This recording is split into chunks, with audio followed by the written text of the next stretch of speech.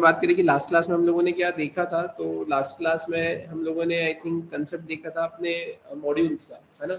और मॉड्यूल्स के बाद में हम लोगों ने कंसेप्ट देखा था अपने इवेंट्स का, है ना। और इवेंट्स के केस में आपने यहाँ पर बहुत सारे एग्जांपल्स प्रिंट कर देखे थे, और बहुत सारे एग्जांपल्स के केस में फिर आपने देखा था कि आपके पास में कैसे आप इवेंट इमिटर का ऑब्जेक्ट बनाते थे, है ना। कैसे आप रिक्वायर करते थे इवेंट्स मॉड्यूल को, फिर उसके बाद में उसके अंदर आप इवेंट इमिटर जो क्लास होती है उस इवेंट इमिटर क्लास का एक ऑब्जेक्ट क्रिएट करते हैं, और उस ऑब्जेक्ट से आप इमिटर नाम के मेथड को कॉल करते हैं, और इमिटर नाम के मेथड के अलावा फिर आप उससे ऑन हो गया, आपके पास में वंस हो गया, ऐड लिसनर हो गया, है ना, ऑफ नाम की मेथड, और रिमूव लिसनर्स, रिमूव लिसनर, है ना। तो ये लिसनर्स, तो ये ऐसे आपने मेथड्स को कॉल किया था और आपने अपनी फंक्शनलिटी को इम्प्लीमेंट किया था। अब अगर अपन बात करें उसके बाद में, तो उसके बाद में जो नेक्स्ट टॉपिक आज हमें डिस्कस करना है वो टॉपिक है हमारा स्ट्रीम्स का, है ना। कि अभी स्ट्रीम्स का टॉपिक बेसिकली होता क्या है। तो अगर अपन बात करें यहाँ पे स्ट्रीम्स के केस में, तो देखते हैं अपन यहाँ पर, अब जो इवेंट का टॉपिक मैंने आपको पढ़ाया था वो इसीलिए पढ़ाया था क्योंकि वही इवेंट आपका यहाँ पे स्ट्रीम्स में भी इम्प्लीमेंट होने वाला है ना। तो अब ये स्ट्रीम्स मतलब बेसिकली होता क्या है, तो वो अपन देखते हैं यहाँ पर। तो जैसा कि आपको यहाँ पर देखने को मिल रहा है स्ट्रीम्स, तो streams are one of the fundamental concept that power node JS application, है ना। मतलब स्ट्रीम क्या है, one of the fundamental concept है ना, जो कि बूस्ट अप करता है जिसको आपके नोड जेएस की एप्लीकेशन को एनहेंस करता है, उसकी एक्सेसिबिलिटी प्लस आप बोल सकते हो फंक्शनलिटी को। Streams are object in Node that allows you to read data from a source and writes data to a destination. Streams क्या होते हैं, ऑब्जेक्ट होते हैं आपके नोड में। मतलब कैसे कि आप सिंपली यहाँ पर ऐसा बोलेंगे कि आपका जो डेटा होगा, है ना, उसको आप कहीं ना कहीं तो स्टोर कर रखोगे, और कहीं ना कहीं आप उसको उठाकर लेकर जाओगे। तो आप ऐसा बोल सकते हो कि जहां से आप उन चीजों को एक्सेस करोगे वो क्या कंसिडर होगा, सोर्स। कहाँ लेकर जाना है वो होगा आपका डेस्टिनेशन। तो अब यहाँ पर सोर्स से डेस्टिनेशन पर जाना और डेस्टिनेशन से सोर्स पर आना, तो ये फंक्शनलिटी को परफॉर्म करने के लिए मुझे यहाँ पे स्ट्रीम्स की रिक्वायरमेंट रहेगी। और उन स्ट्रीम्स के केस में कुछ मेथड्स होती है, तो मेथड्स को एक्सेस करने के लिए आपको ऑब्जेक्ट की रिक्वायरमेंट होगी। तो यहाँ पर जो आपका ऑब्जेक्ट होगा वो ऑब्जेक्ट भी आपके स्ट्रीम्स का होगा। तो उस केस में आप ऐसा बोलेंगे कि स्ट्रीम्स आर ऑब्जेक्ट, है ना, which simply deals with your source and destination. यहाँ क्या लिखा है, streams are object in node that allow you to read data from a source and write data to a destination. In another words, the data management done by streams will be faster as compared to files, है ना। कि अगर अपन बात करें जो data management हम यहाँ पे परफॉर्म करते हैं, है ना, किसकी हेल्प से, स्ट्रीम्स की हेल्प से, will be faster as compare to files. मतलब कैसे, तो देखो सिंपल सी बात है, आप ऐसा बोल सकते हो कि अगर आप कोई इन फ्यूचर टास्क परफॉर्म करते हो, कोई ऑपरेशन परफॉर्म करते हो, है ना, जिसमें आप किससे डील करोगे, तो जिसमें आप यहाँ पर फाइल से डील करोगे, कि आपके पास में एक एक्सेल शीट हो गई, है ना। एक सेकेंड, है ना, एक सेकेंड।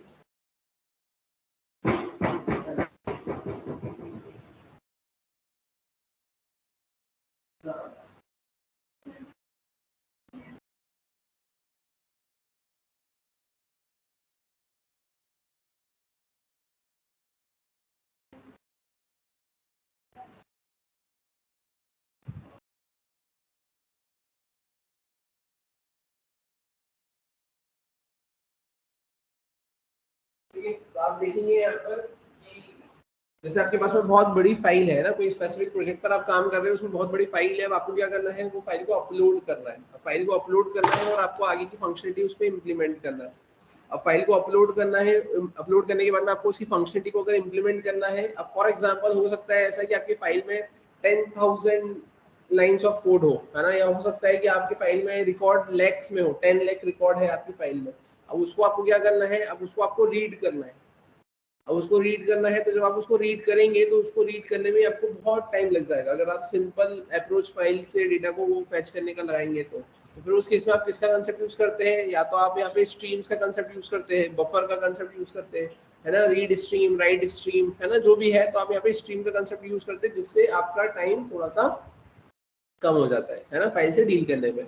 अब आप बोलेंगे कि सर टाइम लग भी रहा है तो उसमें क्या, तो लेकिन ऐसा नहीं है ना। ऐसा इसलिए क्योंकि आप खुद सोचें कि अगर आप किसी क्लाइंट के लिए एप्लीकेशन बना रहे हैं, आपने यहाँ पे कोई डेटा को अपलोड किया और वो डेटा अपलोड होने में बहुत ज्यादा टाइम ले रहा है, 10 मिनट्स, 15 मिनट्स, 20 मिनट्स, तो उस टाइम में, उस ड्यूरेशन में सामने वाला क्या करेगा, वेट करेगा। वेट करेगा तो उस केस में सिंपल सी बात है कि ये सही इम्पैक्ट नहीं पड़ेगा, है ना, आपकी एप्लीकेशन का उसके ऊपर।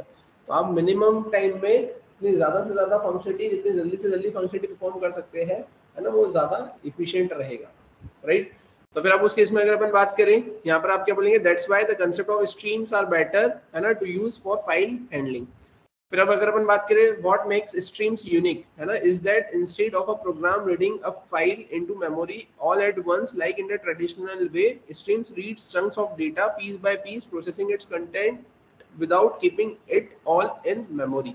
मतलब अब आप क्या बोलेंगे यहाँ पे कि व्हाट मेक्स स्ट्रीम यूनिक, है ना, स्ट्रीम क्या ऐसी चीज है जो स्ट्रीम को यूनिक करेगा, तो is that instead of a program reading a file into memory all at once, है ना, like in a traditional way, तो जो आपका प्रोग्राम होता है रीड करता है फाइल को मेमोरी में पूरा एक ही बार में, ट्रेडिशनल वे जो होता है, streams read chunks of data piece by piece, processing its content without keeping it all in memory, है ना। मतलब वो चंक क्या करती है, स्ट्रीम्स क्या करता है कि स्ट्रीम्स आपके फाइल के डेटा को चंक्स में रीड करने का काम करता है, टुकड़ों में रीड करने का काम करता है, ठीक है। This makes streams really powerful when working with large amount of data. For example, a file size can be larger than your free memory space, making it impossible to read the whole file into the memory in order to process it. That's where streams come to the rescue. Using streams to process a smaller chunk of data make it possible to read larger files. मतलब आप ऐसा बोलेंगे कि इसको एक real life example से आप समझो कि जैसे आपने देखा होगा यूट्यूब, है ना, तो यूट्यूब में फॉर एग्जांपल आपके सेलफोन में मेमोरी है 500 MB की, है ना, और आपको देखना है मूवी। अब उस केस में अगर आप लाइव स्ट्रीमिंग से अगर मूवी देखते हैं तो उस केस में आप ऑनलाइन देख रहे हो, है ना, ऑनलाइन देख रहे हो तो आपके सेलफोन में तो रिकॉर्ड या स्टोर होगा नहीं, और वो फाइल आपकी 1 GB की है, तो फिर अब उस केस में कैसे पॉसिबल होगा।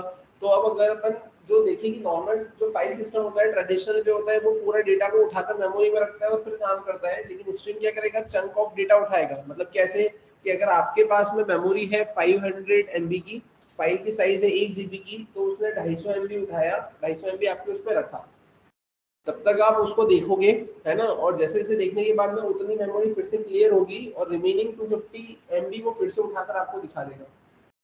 तो इससे क्या होगा कि ऐसे आप चंक्स में, पीसेज में, है ना, आप क्या पार्ट्स में क्या कर लोगे, उतनी ही मेमोरी में लार्ज अमाउंट ऑफ डेटा को वहां पर क्या कर लोगे, देखोगे। क्लियर है।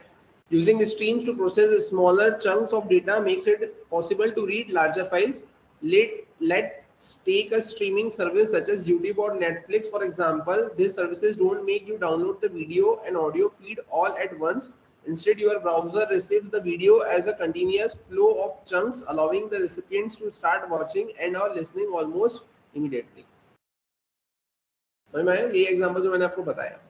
Streams basically provide two major advantages compared to other data handling methods. जो streams होती है वो basically provide करती है two major advantages, दो major advantages streams आपको provide करती है compared to other data handling methods. जो अदर तरीके होते हैं डेटा को हैंडल करने के, उससे क्या, सबसे पहला है memory efficient, you don't need to load large amount of data in memory before you are able to process it, है ना। मतलब क्या है मेमोरी एफिशिएंट, मतलब you don't need to load large amount of data in memory before you are able to process it, है ना।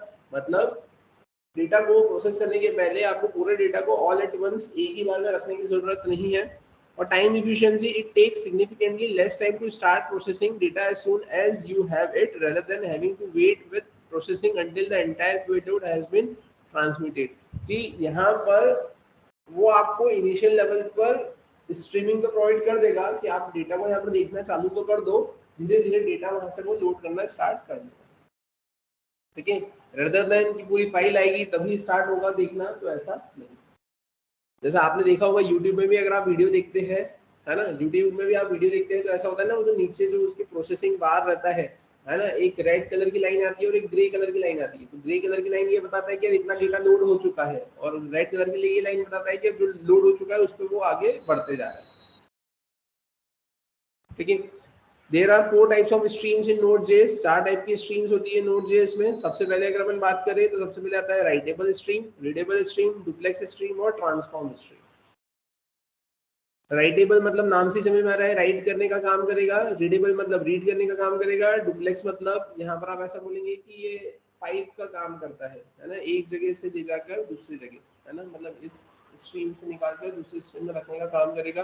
Transform मतलब क्या, ट्रांसफॉर्म मतलब नाम से समझ में आ रहा है कि जैसे अगर मेरे पास में कोई डेटा है है ना। अब मैं उसको ट्रांसफॉर्म करना चाहता हूँ, मॉडिफाई करना चाहता हूँ, मतलब चेंज करना चाहता हूँ, है उसका फॉर्मेट या उसकी एक्सेसिबिलिटी, तो उस केस में अपन ट्रांसफॉर्म का यूज करते हैं। तो आप देखिए क्या लिखा है यहाँ पर, streams to which we can write data. For example, fs dot create write stream lets us write data to a file using a stream. मतलब fs बोले तो आपका मॉड्यूल होता है ना, और उससे आप क्या करेंगे यहाँ पर create write a stream, है ना, नाम के मेथड को आप कॉल करेंगे और जो कि क्या करेगा, write data to a file using a stream, help करेगा फाइल के अंदर डेटा को राइट करवाने के लिए। टेबल के केस में आप क्या बोलेंगे, streams from which data can be read, है ना, ये रीडेबल स्ट्रीम्स वो स्ट्रीम्स होती है ना, फ्रॉम विच जहाँ से आप डेटा को रीड कर सकते हो। For example fs dot create read stream let us read the content of a file, ये आपको क्या करेगा, यहाँ पर अलाउ करेगा कि आप फाइल का कंटेंट क्या कर सकते हो, यहाँ पे रीड कर सकते। Duplex streams data both readable and writable, है ना, ये वो स्ट्रीम्स होती है जो कि बोथ क्या होती है, रीडेबल और writable, for example net dot socket वगैरह, ठीक है। और ट्रांसफॉर्म की अगर अपन बात करें तो आप ऐसा बोलोगे, streams that can modify or transform the data as it is written and read. For example in the instance of file compression you can write compressed data and read decompressed data to and from a file. जैसे आप ऐसा बोलेंगे कि transform stream की help से आप क्या करेंगे, यहाँ पे आप स्ट्रीम्स को ऐसे ट्रांसफॉर्म करें, मतलब ट्रांसफॉर्म स्ट्रीम क्या करेंगे यहाँ पर, तो transform streams that can modify or transform data, मतलब कैसे कि जो आपने देखा कि आपके पास में 4 फोल्डर है, 4 फोल्डर के अंदर कुछ डेटा है, अब उस डेटा को आपको दूसरी जगह शिफ्ट करना है, तो आप क्या करते हो, आप उसको कंप्रेस कर देते हो, आपने उसको क्या कर दिया, उसका जिप बना दिया, आपने उसका जिप बना दिया। यहाँ पे जिप बनाने के बाद में आप क्या करोगे, जिप में डेटा को राइट करना है, तो आप यहाँ पे ट्रांसफॉर्म स्ट्रीम से जिप के अंदर डेटा को राइट कर दोगे, अनजिप करोगे तो वो अनजिप करके नॉर्मल डेटा में कन्वर्ट कर दोगे, तो वो कैसे होता है, आपके ट्रांसफॉर्म स्ट्रीम से होता है। क्लियर है, ठीक है। अब फिर अगर अपन बात करें इसके अलावा, तो इसके अलावा भी यहाँ पर और क्या देखे रखा हुआ है कि node in a node JS based HTTP server request is the readable stream, है ना, and response is the writable stream. जो रिक्वेस्ट होती है ना, वो क्या होती है, रीडेबल स्ट्रीम, और जो रिस्पांस होता है वो क्या होता है यहाँ पर, writable stream. The FS file system module can be used to read from and write to files using a stream interface, है ना, मतलब ये जो FS बोले तो फाइल सिस्टम मॉड्यूल होता है, उसको अपन यूज करते हैं read from and write to file using a stream interface. whenever you are using express you are using streams to interact with the client, है ना, जब भी आप यहाँ पर किसका यूज करते हो, whenever you are using express, जब आप express का यूज करते हो, you are using streams to interact with the client. Also streams are being used in every database connection driver that you can work with because of TCP sockets, TLS stack and other connections are all based on Node.js streams, मतलब ये जो socket वाला concept हो गया, TLS stack वाला concept हुआ, और other connections जो हो गए, वो सब किसके ऊपर, स्ट्रीम्स के कंसेप्ट के ऊपर बेस्ड होते हैं। थोड़ा सा आप इन नेम्स के ऊपर R&D करेंगे तो आपको चीज़ें थोड़ी सी और क्लियर हो जाएगी, ठीक है। TCP sockets provide the foundational communication mechanism, है ना, ये फाउंडेशनल कम्युनिकेशन मैकेनिज्म होता है टीसीपी सॉकेट वाला concept, while the TLS stack add security measures to ensure that data remains confidential and unaltered during transmission. मतलब ये टीएलएस स्टैक मतलब क्या होता है, तो ये देखता है कि ट्रांसमिशन के दौरान डेटा आपका जो है वो अनचेंज रहे, अनअल्टर्ड रहे, चेंज ना हो। Together they enable secure and reliable data exchange in modern network application, दोनों मिलकर मॉडर्न नेटवर्क एप्लीकेशन में डेटा को सिक्योरिटी प्रोवाइड करने का काम करते हैं।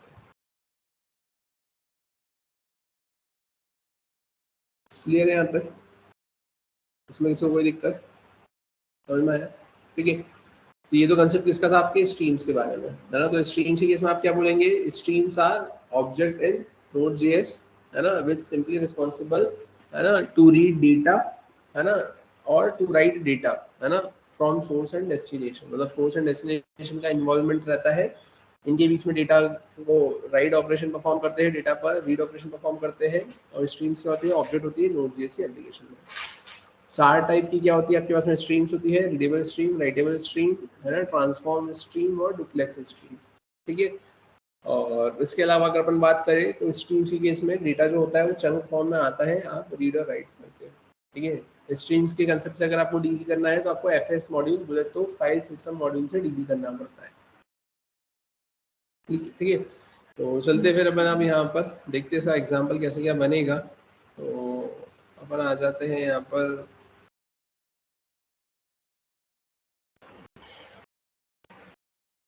ठीक है, अपन एक नया एग्जाम्पल नई फाइल देते हैं।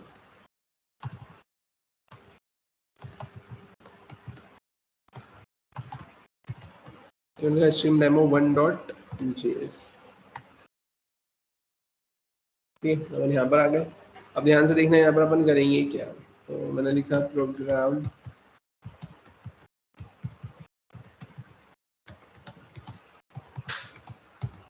showing the concept of streams। अब यहाँ पर आए, अब यहाँ आकर मैं क्या लिखूंगा, सबसे पहले वेर मैंने लिखा fs इक्वल्स टू, मैं क्या लिखूंगा, रिक्वायर।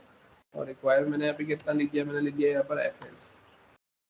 ये fs मॉड्यूल क्या है, कोर मॉड्यूल है ना, जो कि आप डायरेक्टली क्या करेंगे, रिक्वायर करेंगे, इसको इंस्टॉल करने की जरूरत नहीं है। फिर अगर अपन बात करें अब इसके अलावा, तो अपन यहाँ पे इसको प्रिंट करवा कर अगर देखना चाहें, तो मैंने लिखा है console.log, और यहाँ पर मैं क्या कर दूंगा, तो मैंने सिंपली यहाँ पे क्या प्रिंट करवा दिया, fs को मैंने प्रिंट करवाया है। अब अगर अपन बात करें fs के टाइप को भी अपन देख सकते हैं, टाइप ऑफ, है ना, और मैंने कितना लिखा है यहाँ पर fs।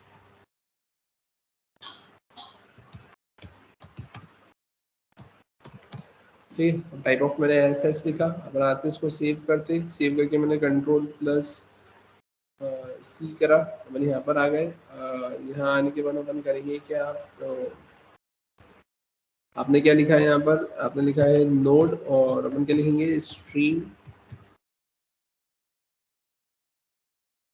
है ना, demo1.js। ठीक है, तो इसका टाइप कितना मिला है आपको यहाँ पर, ऑब्जेक्ट। ठीक है, आप इसको प्रिंट करवाना चाहते हो, आपने इसको कॉपी किया, कॉपी करके आप यहाँ पर आए। ठीक है, यहाँ पर आकर अपन करेंगे क्या, तो मैंने यहाँ पे सिर्फ इसको प्रिंट करवाया। यहीं पे प्रिंट करवाते ज़्यादा अच्छे से दिखेगा यार। मैंने यहाँ पर आया, मैंने लिखा नोड स्ट्रीम डेमो 1.js। ठीक है, तो आप देखेंगे यहाँ पर fs का टाइप तो कितना आ गया आपके पास में यहाँ पर, तो टाइप में तो आपको ऑब्जेक्ट मिल गया है, और रिमेनिंग उसके अलावा, तो उसके अलावा आप देखेंगे तो आपने ये जो fs है उसको प्रिंट करवाया, तो उसने आपको क्या दिया है, ऑब्जेक्ट दे दिया है। क्लियर है। अब ये देखेंगे यहाँ पे ये सारी चीज़ें आपको देकर रखी है। अब देखो ये यहाँ पे ये लिखा हुआ है ना, create read stream, create write stream. तो आप क्या करेंगे, जो ऑब्जेक्ट आपको मिला है उस ऑब्जेक्ट से आप fs dot create read stream, fs dot create write stream, इन सब का यूज करना है। क्या ये फाइल सिस्टम के अंदर है ना, फाइल सिस्टम के अंदर है, मतलब ये मॉड्यूल है आपका, और ये मेथड आप यूज करेंगे जो कि स्ट्रीम से डील करते हैं।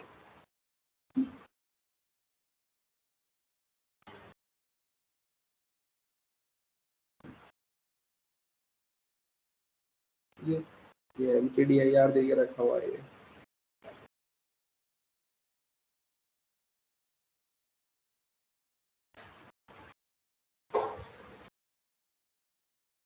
ठीक है, फिर मैं क्या यहाँ पर ले रहे यहाँ तक, है ना, तो चलते हैं अपन यहाँ पर, फिर देखते हैं अपने को करना क्या है। तो अपन आते हैं यहाँ पर, अब यहाँ आने के बाद में इन दोनों लाइन को तो मैंने क्या कर दिया है, इन दोनों लाइन को तो मैंने यहाँ पे कमेंट कर दिया। ठीक है, अब इसके बाद में मैं क्या करूँगा यहाँ पर, तो मैंने सिंपली लिखा है fs डॉट, तो अपन क्या लिखेंगे यहाँ पर, अब तो मैंने लिखा है mkdir। ठीक है, और अपन क्या लिख देंगे यहाँ पर, तो मैंने लिख दिया यहाँ पर माय फोल्डर। mkdir मतलब एक डायरेक्टरी। अब इसके बाद में अब यहाँ पर क्या आएगा, तो अब इसके बाद में आता है आपके पास में कॉल बैक। तो कॉल बैक के केस में आप क्या करेंगे यहाँ पर, तो कॉल बैक के केस में, है ना, अगर अपन बात करें, तो अब आप क्या बोलेंगे यहाँ पर, तो क्या हुआ, ठीक है, अपन यहाँ पे बोलते हैं, यहाँ पर आएगा अपना कॉल बैक। तो अगर मैं लिखता हूँ कॉल बैक, या फिर अगर आप इसको ही देखो, सबसे पहले तो ये क्या बोल रहा है यहाँ पर, mkdir पाथ आ जाएगा, है ना, और ऑप्शन में क्या देके रखा हुआ है यहाँ पर, अगर आपको कुछ लिखना है तो ये, नहीं तो ये कॉल बैक देके रखा हुआ है। और कॉल बैक में भी इसने क्या बोल के रखा है, कॉल बैक में यहाँ पे देके रखा है ये ERR, है ना, और इसमें यहाँ पे कुछ मेंशन करके रखा हुआ है क्या आपको, mkdir, और यहाँ पर ये आपको ये एरर दे के रखा हुआ है ये इस टाइप से, है ना, तो अपन भी यहाँ पे क्या लिख लेते हैं कि यहाँ पर आएगा आपके पास में क्या, एरर। ठीक है, और अपन अब क्या करेंगे यहाँ पर, इफ एरर, है ना, है ना, अब इफ एरर, अगर एरर आती है तो अपन यहाँ पे क्या करवा देंगे, कंसोल डॉट लॉग, है ना। और कंसोल डॉट लॉग में अपन क्या कर देंगे यहाँ पर, तो कंसोल डॉट लॉग के केस में अगर अपन बात करें तो अपन प्रिंट करवा देंगे यहाँ पे एरर, और नहीं अपन क्या लिख देंगे यहाँ पर एल्स, और मैंने लिख दिया है कंसोल डॉट लॉग, और अपन यहाँ पे क्या करेंगे कंसोल डॉट लॉग, और मैंने यहाँ पे लिख दिया है क्या, तो मैंने यहाँ पे लिख दिया है फोल्डर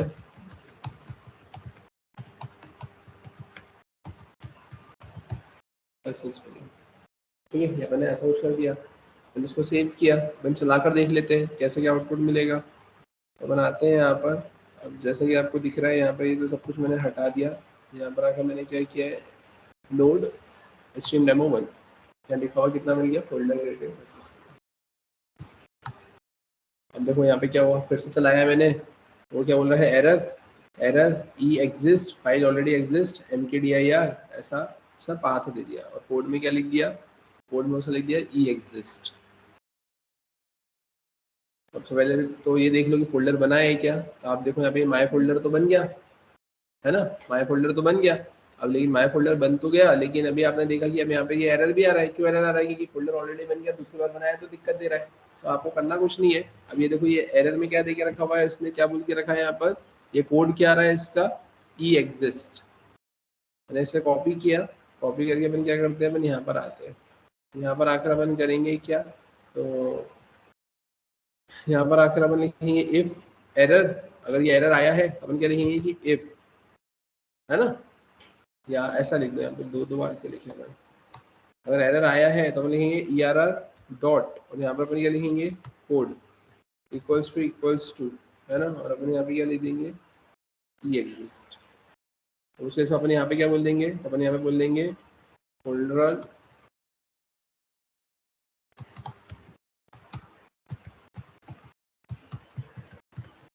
फोल्डर ऑलरेडी क्रिएटेड। ठीक है, मैंने इसको सेव किया, बनाते हैं यहाँ पर। ठीक है, मैंने यहाँ पर इसको रन करने की कोशिश करी तो फोल्डर ऑलरेडी क्रिएटेड।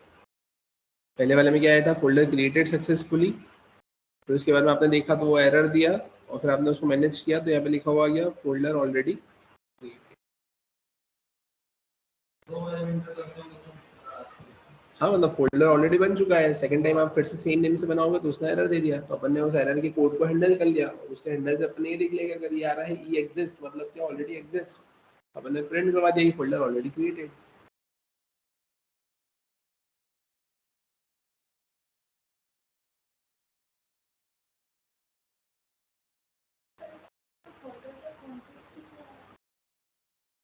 ये सिर्फ सिंपल सा ये कंसेप्ट है कि आप प्रोग्राम के थ्रू फोल्डर क्रिएट कर रहे हो, अदरवाइज अपन डायरेक्टली राइट क्लिक करके भी तो क्रिएट कर ही सकते थे ना। मतलब ये तो बस ये बताने का था मेरा मतलब कि ये देखो यहाँ पर अपन ने ये प्रोग्राम लिखकर फोल्डर क्रिएट किया है, बस प्रोग्राम लिख के आपने सिर्फ मेक डायरेक्टरी फोल्डर क्रिएट किया है। आप ये डायरेक्टली राइट क्लिक करके भी कर सकते थे कि अगर आप यहाँ पर आते, यहाँ आकर आप लिखते फोल्डर का नाम तो एक नया फोल्डर बन जाता, वो भी कर सकते हो, बट एक प्रोग्राम से कैसे करेंगे तो वो देखा है।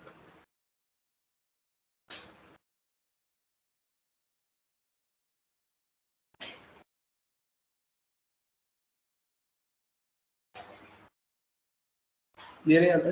देखिए दूसरा एग्जाम्पल, तो अब अगर अपन बात करें अपन को करना क्या है, तो ये तो अपन ने एक बेसिक सा एग्जाम्पल देखा, अब इसके बाद में क्या, तो चलते हैं अपन यहाँ पर। अब तो इसमें वैसे अभी तो मैंने सिर्फ आपको फोल्डर बनाना बताया है, वैसे अगर अपन फाइल सिस्टम से डील करते तो और भी मेथड्स होती है जिससे आपकी फाइल भी बनती है ना। लेकिन अगर अपन बात करें, अपने को तो अभी स्ट्रीम्स का कंसेप्ट देखना है, तो स्ट्रीम में फाइल कैसे बनेगी तो अपन उस पर फोकस करेंगे। तो उसके लिए अपन यहाँ पे क्या करेंगे, तो मैंने लिखा है स्ट्रीम डेमो 2, अपन यहाँ पर आ गए। अब यहाँ आने के बाद में मैं करूँगा क्या, तो मैंने यहाँ पे सिंपली क्या लिखा है, मैंने ये तो हटा दिया है यहाँ से, और ये भी सारी चीज़ें मैंने यहाँ से हटा दी। अब मैं क्या लिखूंगा, तो मैंने लिखा है fs डॉट, अभी आपने मेथड लिखी थी ना क्रिएट स्ट्रीम वाली, है ना, तो मैंने यहाँ पे क्या लिखा है क्रिएट, और अपन क्या करेंगे राइट स्ट्रीम। ठीक है, अब राइट स्ट्रीम के बारे में मैं क्या करूंगा, तो मैंने यहाँ पे लिख दिया है क्या, मैंने लिखा है यहाँ पे DUMMY डमी डेटा डॉट, मैंने लिख दिया यहाँ पर TXT। क्लियर है, अब मैंने लिख दिया डमी डेटा, है ना, डॉट, मैंने यहाँ पे क्या लिख दिया TXT। अब डमी डेटा डॉट TXT मैंने लिख दिया। अब मैं यहाँ पे क्या लिख दूंगा, कंसोल डॉट, मैंने कितना लिखा है यहाँ पे लॉग, और यहाँ पे मैं क्या लिख दूंगा फाइल क्रिएटेड सक्सेसफुली। ठीक, मैंने लिख दिया फाइल क्रिएटेड सक्सेसफुली। अपन आते हैं यहाँ पर, देखते हैं यहाँ पे कैसे क्या आउटपुट मिलेगा। अपन यहाँ पर आए,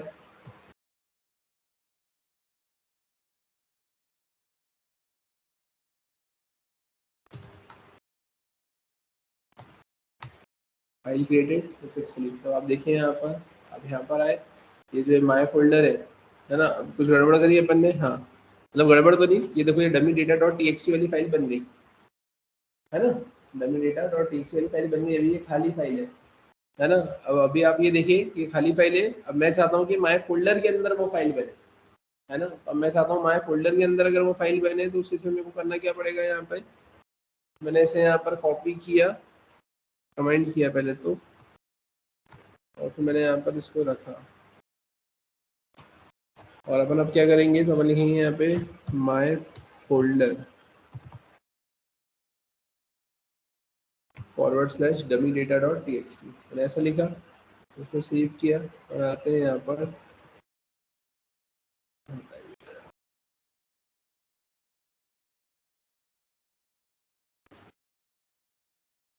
सेकेंड ये ना, वो फाइल क्रिएटेड सक्सेसफुली। आप देखेंगे ये माय फोल्डर के अंदर dummy data dot T x T वाली फाइल। क्लियर है क्या? ठीक है,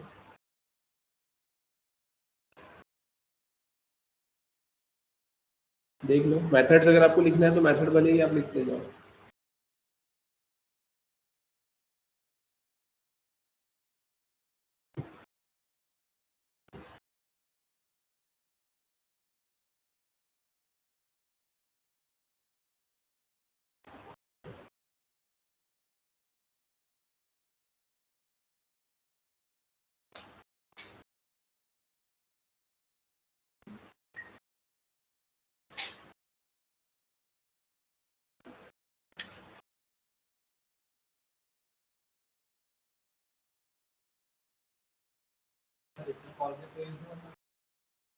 नहीं, मेथड ही ऐसी है। इसमें राइट स्ट्रिंग आप देखो, इसमें देखिए क्या रखा है इसका सिंटैक्स। इसमें देखो ये फंक्शन क्रिएट राइट स्ट्रीम, और इसमें बस ये पाथ ही दे के रखा है, देखो यहाँ पे। तो कभी आपको ऐसा लगे कि यार मेथड भूल गए हो, सिंटैक्स भूल गए हो, है ना, तो जनरली अपन वी एस कोड पर ही कोड करते हैं, वी एस कोड पर ही कोड करते हैं, है ना। मतलब ऐसे आप ऐसा बोल सकते हैं कि अ,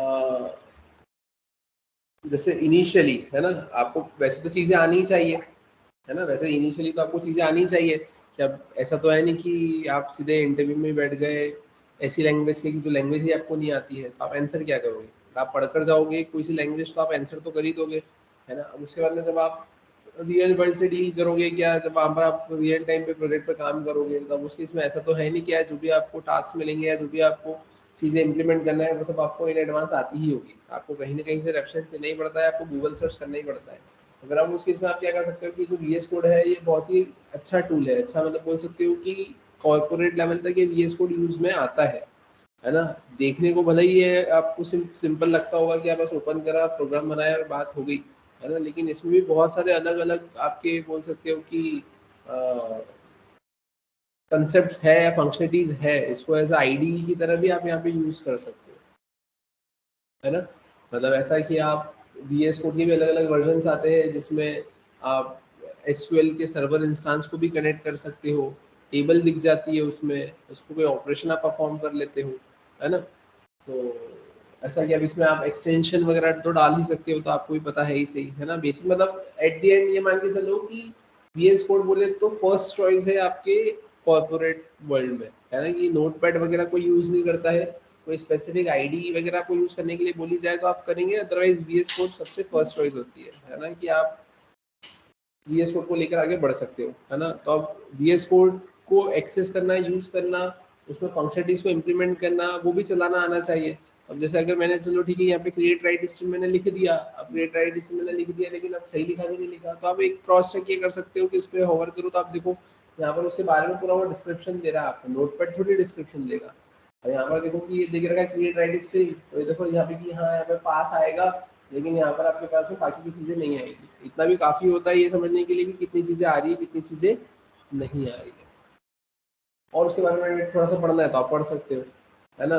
एक बार आपकी जॉब लग जाती है ना, आप एंट्री कर जाते हो तो फिर उसमें एक्सटेंशन वगैरह भी आप डाउनलोड कर लो तो थोड़ी सी हिंट भी मिल जाती है ना, ये चीज़ें थोड़ी सी सिंप्लीफाइड हो जाती है।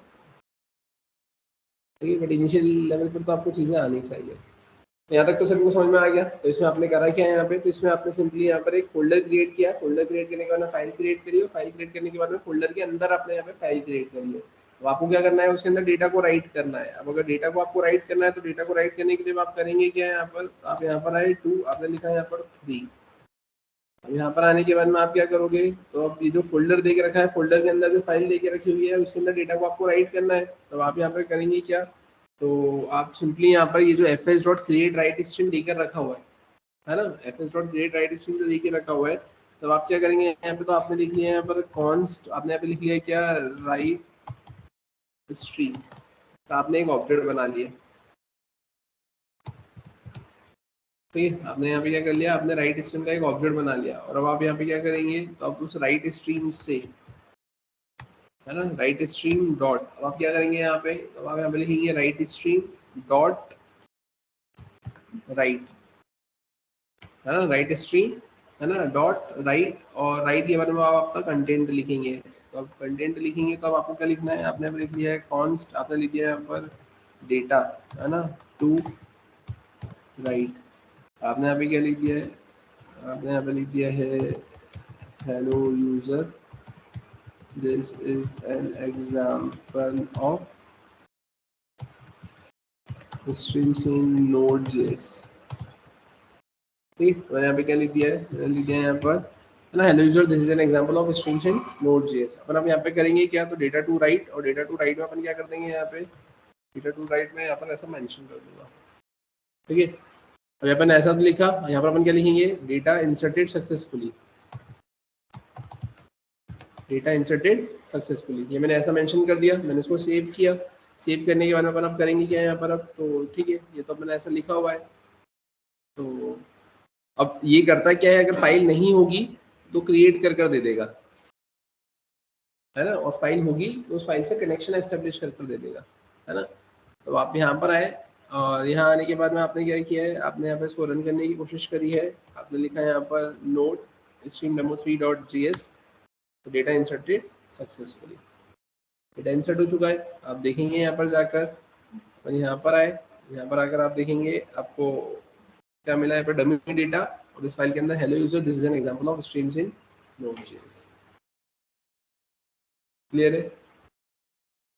वहीं अगर अपन बात करें कि अब ये तो आपने ऐसा लिखा, लेकिन फिर से देखना, है ना, आपने यहाँ पर आकर लिखा है this is an example of streams in node. मैंने इसको सेव किया। सेव करने के बाद में अपन क्या करेंगे, सेव करने के बाद में अपन आते हैं यहाँ पर,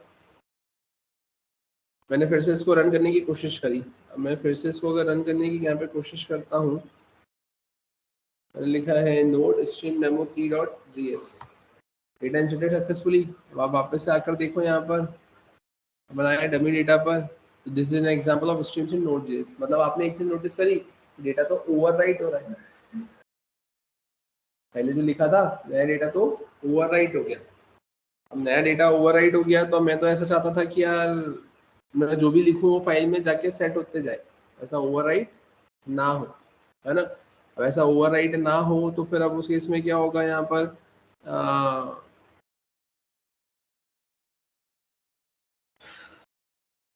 ठीक है, समझ में आया ना, चीज़ें क्लियर हुई, है ना। तो अब अपन करेंगे क्या यहाँ पर, तो अपन एक काम ऐसा करते हैं कि मैं यहाँ पर आया, और यहाँ आने के बाद में मैंने क्या लिखा, तो मैंने बोला एक काम करते हैं, यहाँ पर आकर मैंने कॉमा लगाया, और कॉमा लगा कर अपन क्या करते हैं यहाँ पर, तो अपन लिखते हैं यहाँ पे ये तो राइट है ना। अपन यहाँ पर आए, मैंने कॉमा लगाया, अपन यहाँ पर आए, और यहाँ पर आकर अपन लिखते हैं अपना, ये जो ये राइट स्ट्रीम ऑप्शंस लिखा हुआ है ना, ये राइट स्ट्रीम ऑप्शंस है ना, तो अपन वो ऑप्शन दे रहे हैं यहाँ पे। तो उसमें मैंने लिखा है यहाँ पे फ्लैग्स कॉलन, और मैंने यहाँ पे क्या लिखा है, राइट के लिए डब्ल्यू लिखते, बाय डिफॉल्ट तो राइट हो ही रहा था, कोई दिक्कत ही नहीं। मेरे को तो एक्सप्लिसिटली अपेंड करवाना है, तो अपेंड के लिए मैं ए लिखूंगा। वो क्या करवाना है, अपेंड। तो अपेंड के लिए मैं क्या लिखूंगा यहाँ पर, ए।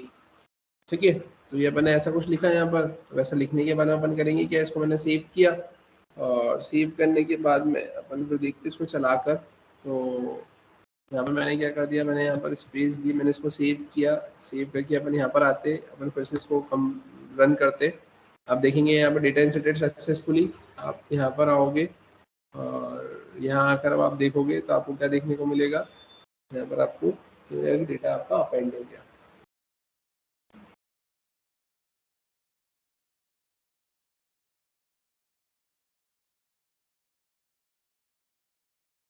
क्लियर है यहाँ पर? ठीक है, तो ये ऐसा कुछ कंसेप्ट आपको देकर रखा है, समझ में आया? वहीं अगर अपन बात करें कि ठीक है, ये तो अपन ने ऐसा कुछ करा, और इसी को देखते हुए मेरे माइंड में एक और लॉजिक आया कि अगर अपन ऐसा बोले कि मुझे फाइल तो क्रिएट करना है ना। यहाँ पे मैं क्या कर रहा हूँ कि ये क्रिएट राइट स्ट्रीम से क्या हो रही है, मेरी फाइल क्रिएट हो रही है और उसके अंदर मैंने डेटा को राइट करा। अब मैंने नाम तो लिख दिया, अब नाम लिखने के बाद में क्या हो रहा है कि उसी नाम पे मेरा डेटा बार बार राइट हो रहा है।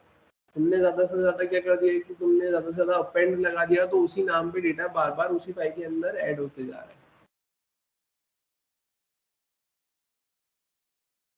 यही हो रहा है ना। मैं ऐसा चाहता हूँ कि अम,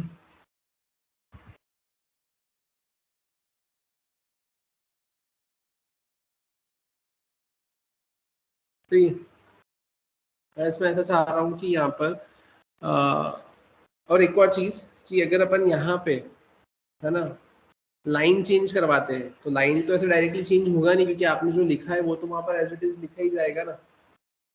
वहाँ पे लाइन चेंज वाली फंक्शनलिटी तो काम कैसे करेगी, वहाँ पे बैकवर्ड स्लैश एन थोड़ी काम करेगा।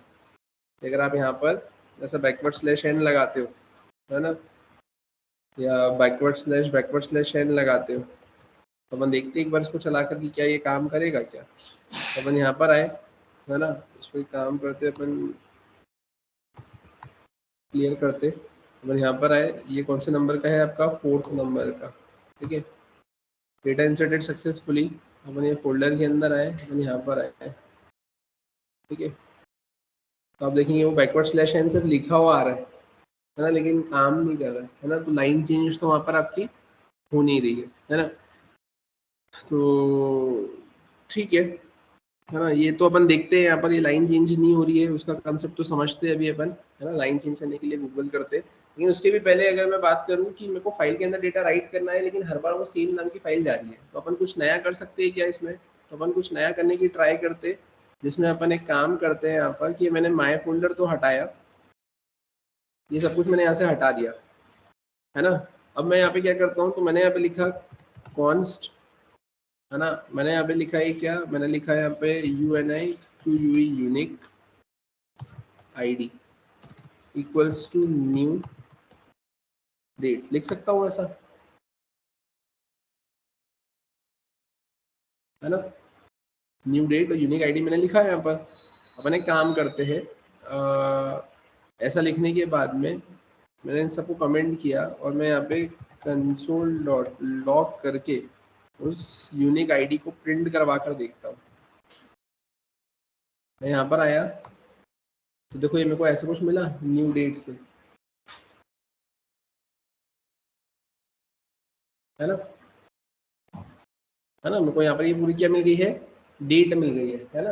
इधर डेट मिल गया है और ये चीज़ मिल गई है। अपन आते वापस से यहाँ पर, अगर मैं यहाँ पर डॉट गेट टाइम कर दूँ,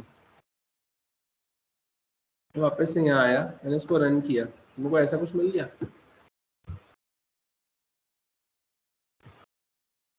गेट टाइम नाम की मेथड देखो क्या, returns the stored time value in millisecond since midnight January 1970 UTC।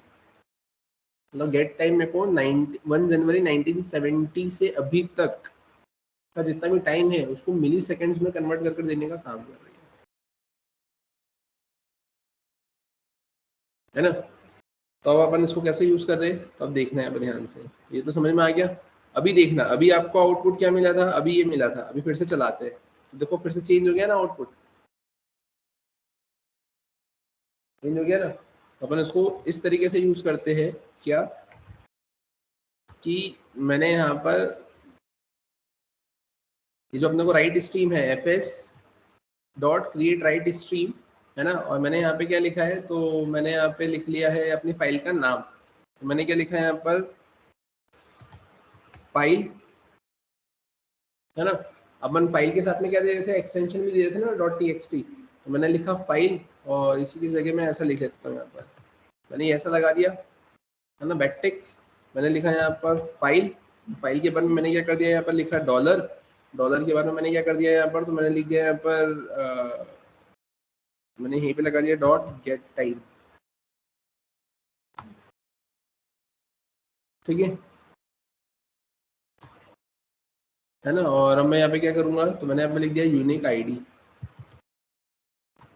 Unique ID मैंने लिख दिया।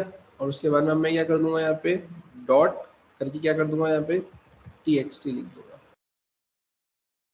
और अब अपन यहाँ पे क्या लिखेंगे, this is an example of streams in Node.js और data dot data to write, मैंने ऐसा लिख दिया और डेटा इंसर्टेड सक्सेसफुली, है ना। और इसी के साथ में अपन ऐसा भी कर सकते हैं कि ये जो राइट स्ट्रीम है, इस राइट स्ट्रीम को मैं क्या कर दूंगा यहाँ पर क्लोज।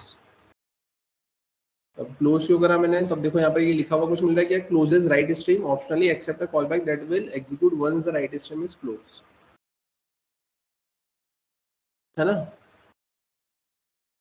है ना। Optionally accepts a callback that will be executed once the write stream is closed. मतलब ये बोल रहा है क्लोज तो मैंने लिख दिया है ना, अपन नेक्स्ट उसको एक बार चलाने के बाद में इसमें एक बार कॉलबैक लिख कर देखेंगे कि वो कॉलबैक का क्या बोल रहा है ना। एक चीज तो ये हुई। दूसरी चीज अगर अपन बात करें तो ये डेटा इंसर्टेड सक्सेसफुली जो लिखा हुआ है उसको मैंने ऐसे कट किया और मैंने लिखा यहाँ पे राइट स्ट्रीम डॉट, मैंने लिखा ऑन। और याद हो तो आपने स्ट्रीम्स पढ़ी थी, और स्ट्रीम्स के केस में आपने पढ़ा था कि आपके पास में क्या होता है, एक डेटा होता है, एक एंड होता है, एक एरर होता है ना, एक फिनिश होता है। तो आपने ये बोला था कि जब फाइल के अंदर डेटा पूरा राइट हो जाएगा तो फिनिश इवेंट वहां पे फायर होता है। तो यहाँ पर आपने क्या लिखा है, आपने यहाँ पे लिखा है फिनिश और कॉमा करके अब आप क्या करेंगे यहाँ पे, तो फिनिश के बाद में यहाँ पर फिर आता है आपके पास में ये फंक्शन, और इसके अंदर आपने क्या प्रिंट करवा दिया, डेटा इंसर्टेड सक्सेसफुली। तो मैंने इसको सेव किया है ना, और सेव करने के बाद अपन पहले इसको चला कर देखते हैं, है ना। तो चला कर देखने में अपन यहाँ तक तो आ गए। अब यहाँ पर आने के बाद आप ध्यान से देखना, अपन अब क्या कर रहे हैं, यहाँ पे अपन ने बाहर ही लिखा है ना ये डायरेक्टली फाइल। अब मैंने इसको यहाँ पे रन करने की कोशिश करी है, तो मैंने लिखा है यहाँ पर क्या 4, मैंने एंटर किया, देखो डेटा इंसर्टेड सक्सेसफुली लिखा हुआ आया। अब उधर देखो वो फाइल बनी वहां पर, है ना। अभी जो फाइल बनी है आप इसको ओपन करो, देखो ये आपको डेटा देखने को मिल रहा है ना। अब ये फाइल में डेटा देखने को मिल रहा है और आपको यहाँ पे डेटा इंसर्टेड सक्सेसफुली भी लिखा हुआ भी देखने को मिल रहा है ना। अब फिर से देखना, मैंने फिर से इसको चलाया, तो देखो एक नई फाइल बनी, तो हर बार आपकी नई फाइल बन जाएगी, सेम फाइल का कुछ हुआ ही नहीं। तो बार बार एक ही फाइल बन रही है और एक ही फाइल में आपका डेटा ओवरराइट हो रहा है। वो बात अलग है कि आपको एक ही में अगर डेटा को अपेंड करना है तो आप एक ही बना के वैसी फंक्शनलिटी लगाओगे, लेकिन अगर आपको बार बार अलग फाइल बनाना है तो आप ऐसा अलग फाइल बना सकते हो।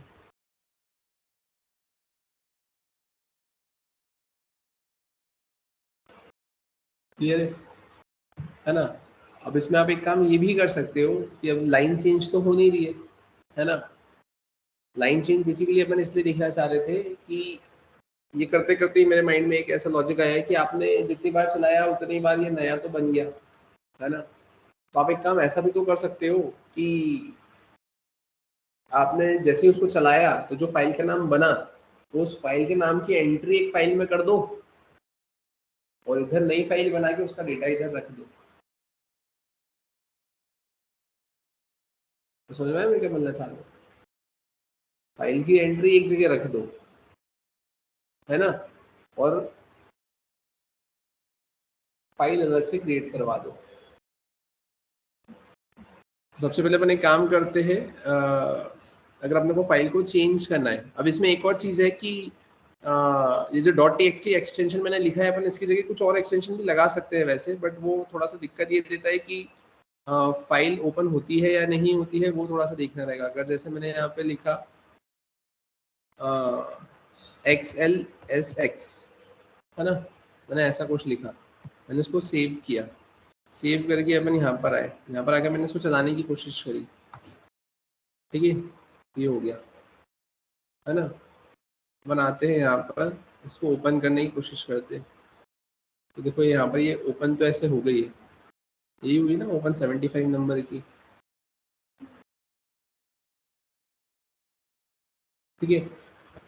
अगर आप इसको पीछे से जाके ये देखना चाहते हो कि वो ओपन हो रही है या नहीं हो रही है, तो ये XLS फाइल है, उसको मैंने डबल क्लिक करके ओपन करने की कोशिश करी, तो ये देखो ये यहाँ पे दिक्कत दे जाता है वो, ये यहाँ पर देखो क्या बोला, Excel can not open the file इतना because the file format of or file extension is not valid, verify that the file has not been corrupted and that file extension matches the format of the file.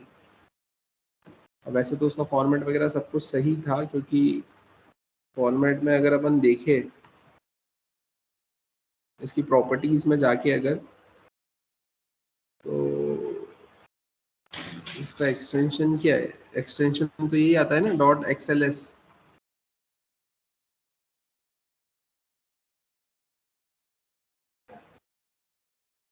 Microsoft Excel worksheet, है ना। Excel XLS आता है क्या, सिर्फ क्या आता है, XL यही आता है ना, XLSX। एक बार XLS भी करके देख लेते हैं कि इससे कोई दिक्कत है क्या। ये वो मैंने बोला ना, वो दिक्कत तो आती है, वो ऐसे डायरेक्टली उधर खोलने नहीं देता है ये XLS, यही ना। यहाँ पर आते हैं, इसको रन करते हैं।